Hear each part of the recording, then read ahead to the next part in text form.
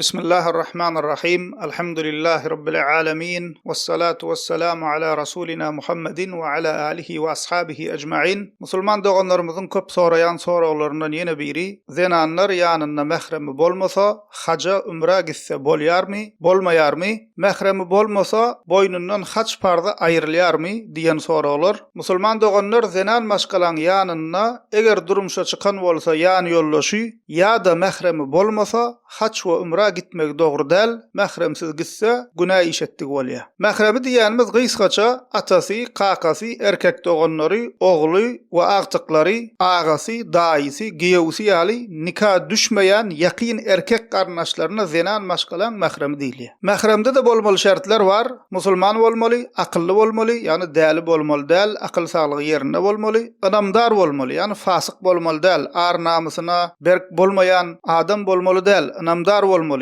ululuk ýaşyna ýeten bolmaly, çaga bolmaly däl. Mehremsiz haç we umra ýolagçylyga gitmegiň dogry dälliginiň delili musulman doganlar Sahih Muslimde gelen hadisinde Peygamberimiz sallallahu aleyhi we sellem diýär: "La yahillu li imra'atin tu'minu billahi wal yawmil ahir tusafiru masirata 3 layalin illa ve ma'aha zu mahram." Allah we ahiret gününe iman eden musulman zenanyň 3 gije gündizlik ýolagçylyga mehremsiz gitmegi halal däldir diýär Peygamberimiz sallallahu aleyhi ve sellem. Sahih Buhari we Sahih Muslimde gelen başga hadisinde Peygamberimiz sallallahu aleyhi ve sellem diýär: "Ve la tusafirul mar'atu illa ma'a zi mahram." Faqama rajul faqala ya Resulallah, "Inna imra'ati kharajat hajjatan ve inni kutibtu fi ghazwatin kaza ve kaza." Qala intalik fahujj ma'a imra'atik. Peygamberimiz sallallahu aleyhi ve sellem diýär: "Zenan maşgala mehremsiz ýolagçylyga çykmasyn diýär." Şonda bir sahaba ýerinden turup: "Ya Resulallah, men musulmanlar bilen plan sowaşa gitmek üçin adymy ýazdyrdym. Emma aýalym haja gitjek bolýar" diýär. Şonda Peygamberimiz sallallahu aleyhi ve sellem oňa "Sen aýalyň ýanyna haja git" diýär. Ýani ünsüň musulman doganlar Peygamberimiz sallallahu aleyhi ve sellem sahabaň aýaly haja yeke gitmesin diýip ol sahabany sowaşdan alyp galýar. Daraqutniyde gelen hadisinde Peygamberimiz sallallahu aleyhi ve sellem diýär: "La tahujju imra'atun illa ve ma'aha mahram." Ýanyna mehremi bolmasa zenan maşgala haja gitmesin diýär. Zenanlaryň ýeke özüniň gitmegi dogry bolmaýan ýolagçylygy 90 kilometrden uzak bolan ýolagçylyk diýip kitaplarymyzda musulman doganlar aýdylyp geçilýär. Käbir zenan doganlarymyz ýanyna mehremi bolmasa da duýgusy bilen hereket edip "Men Mekke Medinäni, Käbäni görasym gelýär.